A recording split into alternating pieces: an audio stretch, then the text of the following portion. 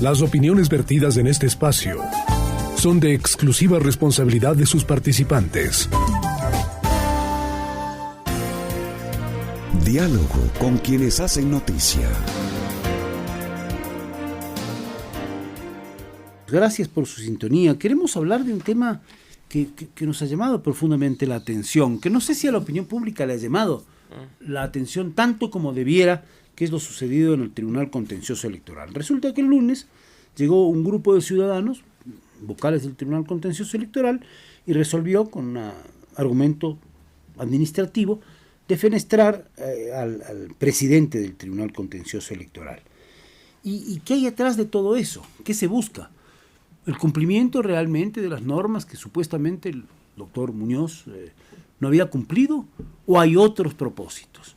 Ese tema, y otro que queremos plantear el día de hoy a nuestro invitado, que es lo que está sucediendo con la designación de los jueces de la Corte Nacional, nos lleva a entrevistar esta mañana al doctor Mauricio Alarcón, director de la Fundación Ciudadanía y Desarrollo. ¿Qué le pasa a la institucionalidad del país? ¿Esto del Tribunal Contencioso es una foto de qué? Bienvenido, buenos días, gracias por estar en Ecuador Radio, Radio Quito, Platinum FM. Buen día, Gonzalo, un saludo también para la audiencia de Platinum y Quito. Lo hablábamos tras micrófonos y creo que lo que estamos viendo este momento en las instituciones es el fiel reflejo de lo que nos ocurre como sociedad. En nuestro ámbito de la vida diaria, en el sector privado, tratamos de justificar cualquier cosa. Damos importancia de forma selectiva a ciertos temas. Hemos perdido el valor de la coherencia. Por lo tanto, ¿qué nos puede sorprender? Que prácticas que ya forman parte de nuestra cotidianidad aparezcan en instituciones como el Tribunal Contencioso Electoral o el Consejo Nacional Electoral. A ver, yo la verdad no conozco a los miembros del Tribunal Contencioso Electoral, he visto sus actos en los últimos meses, en los últimos tiempos, hay unos actos complejos, otros polémicos, en fin, pero seguramente el ciudadano de a pie se pregunta, ¿y por qué alguien está interesado que pase algo diferente, que se remueve y se cambie la estructura y composición de quien está en la cabeza del Tribunal Contencioso Electoral? Empecemos explicando qué tan importante es y qué hace el Tribunal Contencioso Electoral, si es tan gentil, Mauricio. Gonzalo, cuando entró en vigencia la Constitución del 2008, cambiamos la forma en la que se concibió el Estado. De los 3 poderes o 3 funciones tradicionales, pasamos de una forma bastante novelera a 5. Creamos la 4ª función, la 5ª función. Dentro de la función electoral hay 2 órganos. Uno que organiza elecciones, el Consejo Nacional Electoral, y otro que administra justicia electoral, el Tribunal Contencioso Electoral. En el camino, 16 Son años. Independientes unos y otros. Sí, pero O sea, forman parte de la misma función No, y tienen varios temas de coordinación y de acción conjunta, Porque según la norma que es del Código de la Democracia. Que están, digamos, que los tiene que tratar en primera instancia el Consejo Electoral, luego suben, digamos así, jerárquicamente al contencioso electoral. Efectivamente. Entonces, en el camino, como te digo, 16 años va a cumplir nuestra Constitución. Se han ido agregando algunos temas a propósito de reformas al Código de la Democracia, a propósito de otras normas secundarias que también han ido tratando temas, como por ejemplo los de la violencia política de género, y le da un rol, te diría, interesante dentro de lo que significa la función electoral al Tribunal Contencioso Electoral. Un tribunal que está conformado por 5 miembros, jueces, que tienen atribuciones perfectamente establecidas para lo que significa, y me ratifico en ello, la administración de justicia en materia electoral, la absolución de consultas sobre ciertos temas, la dirimencia de conflictos al interior de las organizaciones políticas o hasta la sanción que puede venir, la resolución de denuncias vinculadas, por ejemplo, a violencia política de género. ¿Qué tan importante en el tema de la dirimencia de conflictos es el rol del Tribunal Contencioso Electoral? Por ejemplo, cuando hay 2 directivas de un partido. Por ejemplo, o cuando, y eso quizá lo veamos en los próximos días y semanas, hay conflictos en la selección de candidatos. Ya lo decían en el espacio anterior junto a Medardo Leas, la democracia interna en las organizaciones políticas es una ficción, y de pronto aparece el capataz del movimiento diciendo, esta es la lista, y la directiva provincial se niega a firmar el formulario de inscripción y se generan conflictos. Muchas veces de esas dirimencias entre dos listas y dos candidatos. En este momento coyuntural, esa dirimencia es fundamental. Y no solo eso, porque aquí viene lo interesante, y al menos a mí me han enseñado a pensar mal y acertar bajo esa frase coloquial. Y yo te digo, resulta extrañamente coincidente esto. Cuando horas antes de la decisión de remover a Fernando Muñoz y de nombrar a Ivonne Coloma como presidenta del contencioso electoral, se hace pública la denuncia por violencia política de género que presenta la vicepresidenta Abad contra el presidente Noboa y 2 candidatos anunciados para la lista de asambleístas nacionales. Vamos a dejar por fuera a la canciller, que no va a tener un rol electoral en este proceso. Pero sí la señora Jácome, sí el señor Torres. Entonces presenta esa denuncia y extrañamente se mueven las fichas. Nos han dicho, pero ¿qué importa? Solo es un cambio del presidente. El señor Muñoz sigue conociendo causas, sigue siendo juez. Si uno revisa el Código de la Democracia, puede ver con claridad que hay un artículo que habla de las funciones del tribunal y de las funciones de los jueces. Pero a continuación están las específicas del presidente. Claro. Pues. Y el presidente, por ejemplo, es quien ordena, en definitiva, las sesiones, me refiero al orden del día. Claro. Quien convoca. ¿A qué hora convoca?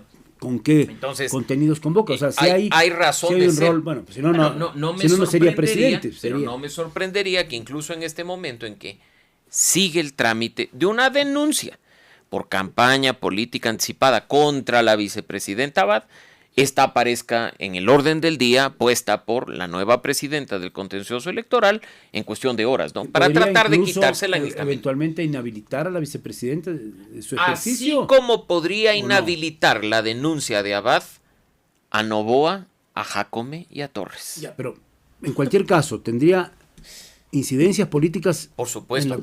Las dos causas. Esa campaña, entiendo la de Verónica Abad, es una campaña anterior, es la campaña para la alcaldía de Cuenca. Claro, de los gobiernos autónomos. Claro, no vamos a tratar la precampaña que podría por arrastre tirarle a Daniel Noboa, no, de ninguna forma. Nos vamos a referir en esa denuncia a la campaña de su alcaldía por Cuenca. Con el cargo de la vicepresidenta, por ejemplo. Bueno, es que el problema es que la sanción es la inhabilitación, con lo cual pierde la posibilidad de seguir ejerciendo la vicepresidencia. Incluso va por encima de la voluntad popular expresada en las urnas para elegir como compañera de binomio y como vicepresidenta Verónica Abad. No te olvides, Gonzalo, que ya ha habido, por la línea de la violencia política de género, hasta destitución de autoridades.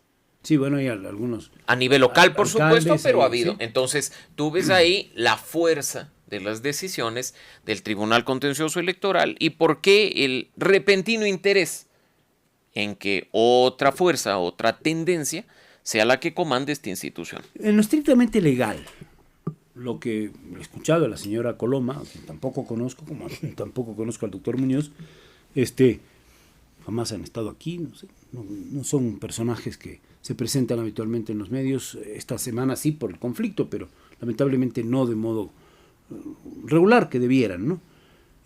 Pero ha aludido una serie de acciones de carácter administrativo que, según la señora Coloma y los dos personajes que le acompañan, el juez Torres y el otro juez que incluso estuvo aspirante a otra función del Estado, les llevarían a justificar la destitución del doctor Muñoz. Mira, pero partamos de algo.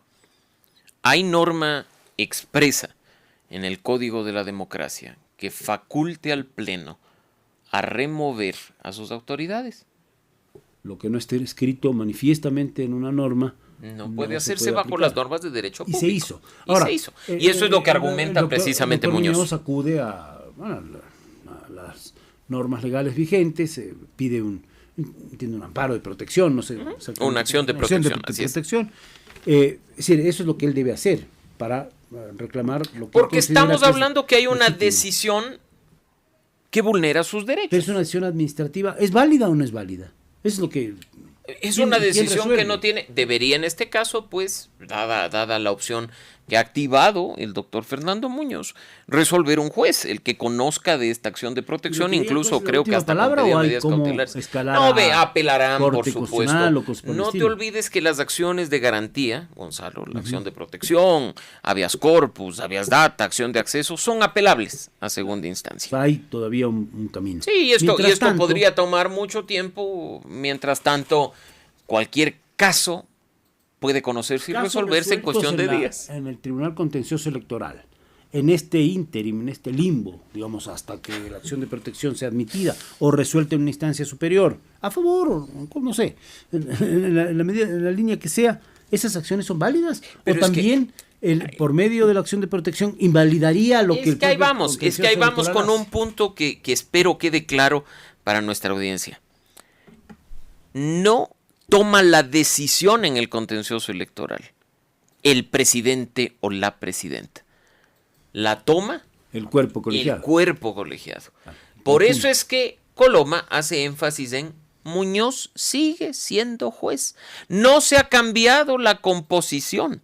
Claro, seguimos los mismos cinco. Puede con un voto oponerse a lo que tener diga la presidencia nueva. Lo que te permite es contar con las atribuciones para quienes quieran tener acceso a esa información, las que están establecidas en este caso en el artículo 71 del Código de la Democracia. Ahora, yo te digo, particularmente para mí tiene que ver con eso de armar el orden del día y convocar a las sesiones. Más allá del argumento del requisito de cumplimiento de una organización interna que según Coloma no ha cumplido el doctor Fernando Muñoz, lo que está atrás y en juego de todo esto creo que es lo que determina el estado de cosas en el Tribunal Contencioso Electoral. Así es. Yo, como decía al principio de este diálogo, Mauricio Alarcón, la debilidad de las instituciones me preocupa.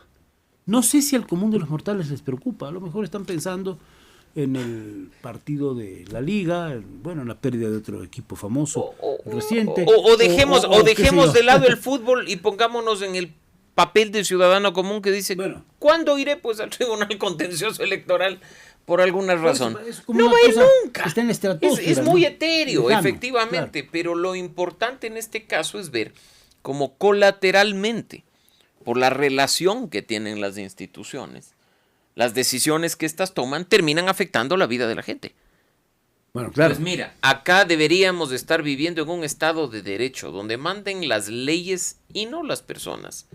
Pero estamos más ocupados en buscarle una interpretación a una norma clara del Código de la Democracia para ver si el presidente pide o no pide licencia. Estamos buscando interpretaciones. A ver si ya se discutió, pues, Gonzalo, y se llegó incluso al extremo absurdo de elevarlo a consulta de la Procuraduría. Sí. Una norma que es absolutamente clara y que te dice, mira, si tú estás en un puesto y quieres elegirte de nuevo para el mismo, tienes que pedir licencia durante el tiempo que dure la campaña. Pero si tú estás en un puesto y optas por uno distinto porque ya no puedes seguir o porque quisiste cambiarte, tienes que renunciar para inscribir tu candidatura. El caso, por ejemplo, no sé, de Henry Kronfle, efectivamente. Efectivamente, él tiene que renunciar y a la curul, pero ojo, y ese es un detalle también importante. Asambleístas que opten, hasta ahora no hay casos, más allá de Henry Kronfle, que opten por un cargo en el Ejecutivo, tienen que presentar la renuncia. Porque ya hubo previamente unos arreglos de si renuncia o no renuncia para los temas de Parlamento Andino, considerando que también es función legislativa, y eso ya quedó resuelto. Pero en este caso, por ejemplo, Kronfle no solo debe renunciar a la presidencia de la Asamblea, sino a la curul que tiene en el órgano legislativo. ¿Cuál es el futuro de Verónica Abad? ¿Seguirá siendo vicepresidenta? ¿O el futuro es incierto? Y no me voy a lo que significa en una charla coloquial que el futuro lo sea, porque más bien aquí deberíamos saber el futuro de Verónica Abad si viviríamos en un estado de derecho. No se trata de que la señora me cae mal y pues veamos la forma de quitarla de la vicepresidencia de la República. Y tú tienes en la Constitución las tensiones. Pero de nuevo, en un estado de derecho, las tensiones se solucionan con la ley. Claro. No con la política.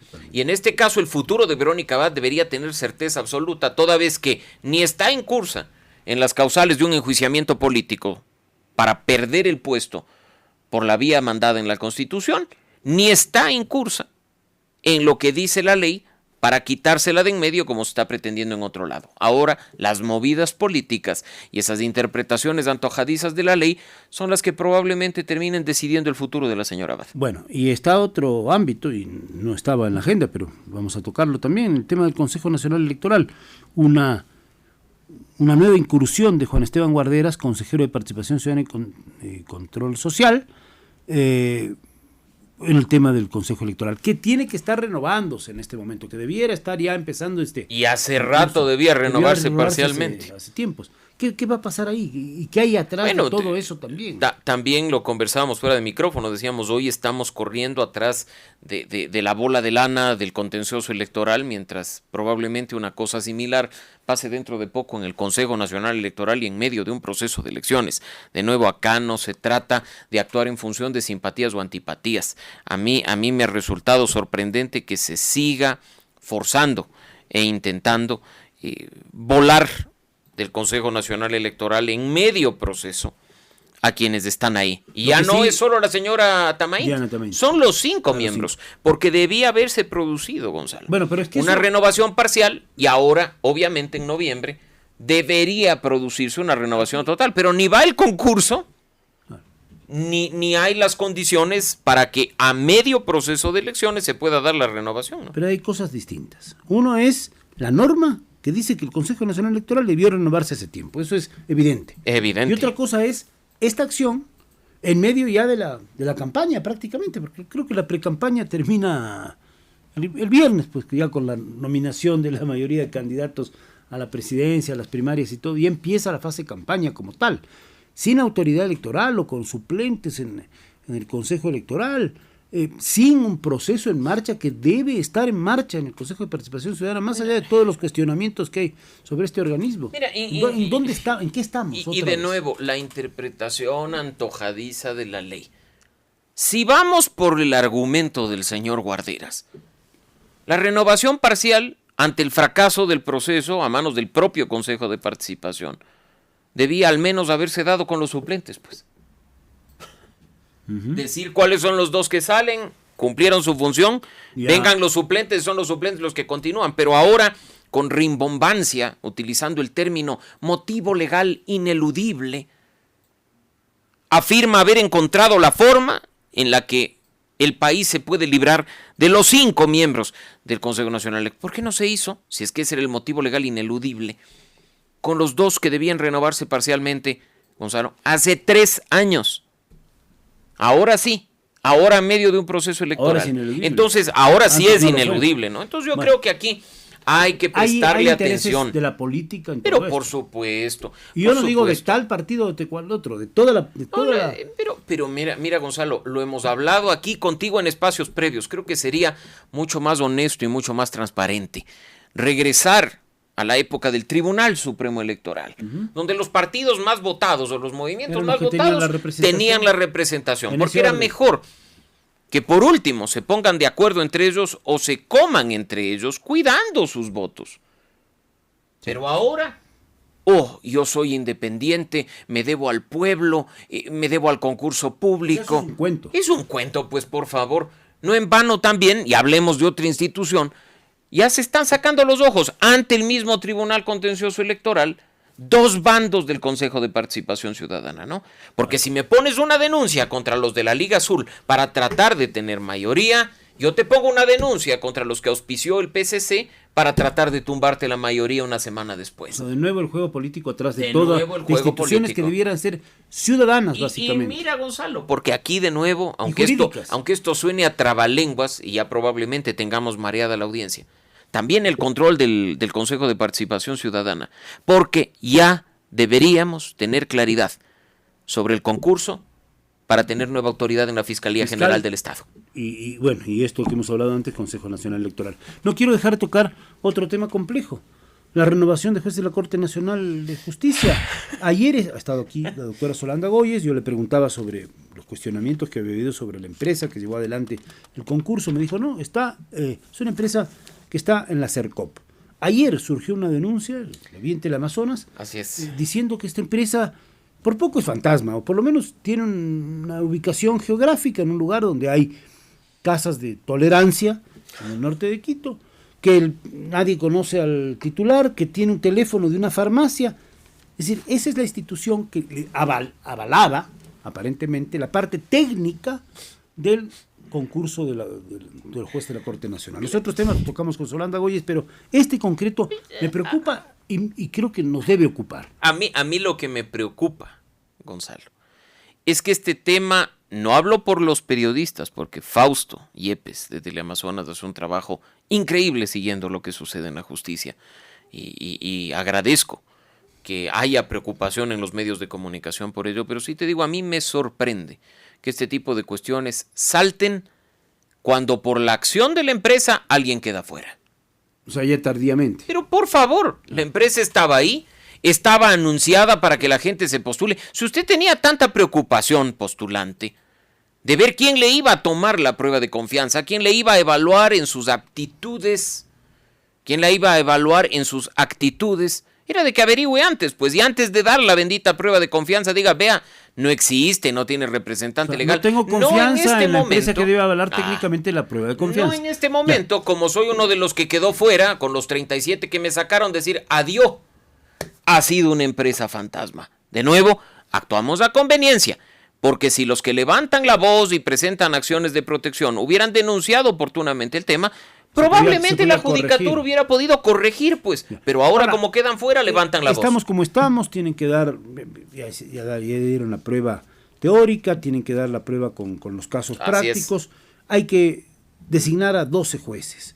¿Cuál es la importancia de los 12 jueces de la Corte Nacional con todo lo que ha pasado en la demolición institucional de la justicia en este país? Con los metástasis, con las plagas. Pero lo acabamos de ver. Mira esa cosa maravillosa que después de haber seguido durante casi 3 semanas los gritos, las rabietas, las pataletas del expresidente de la Judicatura, el señor Terán, que incidentaba audiencia tras audiencia, hoy le cae en gracia pues un tribunal en el que por mayoría le dicen sí, salga de la roca, váyase a la cárcel 4.